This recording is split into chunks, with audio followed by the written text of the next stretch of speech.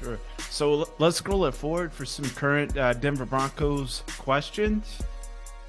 I'm sure you've seen the from last year how it went for them. It was a pretty down year. So with everything they have on their offense and defense and special teams, how can they bounce back from last year? Especially Russell Wilson. He had probably up in his mind, probably the worst career of football in his entire football journey. Yeah, without a doubt. I think the thing that's going to happen this year, especially with Russ, is, you know, you could tell he's not the type of guy that's just going to be okay with that. I think having a bad year is probably going to eat him up, you know, all off season, and he's going to do everything in his power to make sure that doesn't happen again, you know. And I would bet on him because, you know, he's done it his entire career. Like you said, that was the worst year he's ever had. Other than that, man, he's been money. You know, I got to see him in that preseason game too, and even then, just you could tell how he goes about things. Like, he's not going to let that season slide, you know, that easily. He's not going to let him decline that easily. He's going to come out. He's going to give everything his all. And I think when you combine that with the stability of a seasoned head coach and Sean Payton, you know, I think just the confidence from a confidence level, you know, in that locker room, I think they're going to be okay.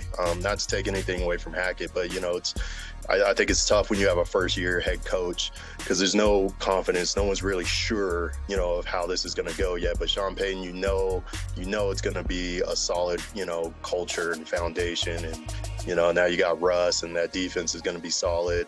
I think they should bounce back easily. For sure. They have the receiving core to do so also. They have Cortland Sutton. They have Judy. That group is... I got some number one receivers there.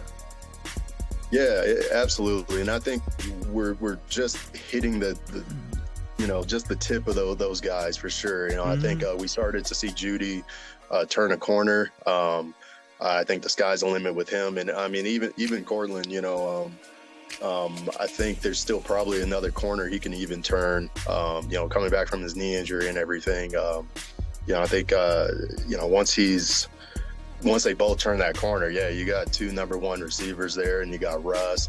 You know, you already know the run game should be pretty solid. Yeah, man.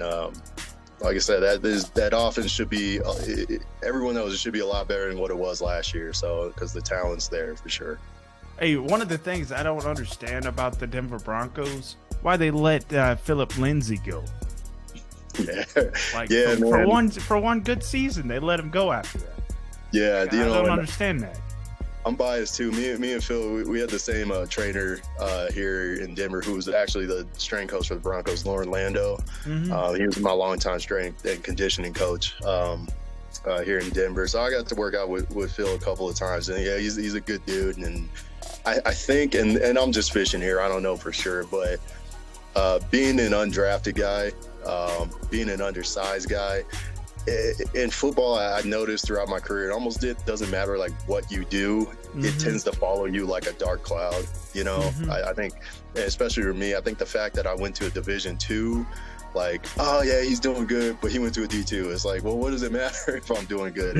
And I think just that undrafted stigma, I think Philip has to constantly fight, you know, and I think that's part of it. And that's just how the NFL is, you know. But I saw he was playing in the XFL, I think. And so, you know, hopefully he tears it up, you know, there, and he can get back in for sure. Because, you know, we know what he's capable of here in Colorado, you know. He was a beast, man. Yeah, for sure, man. Yeah.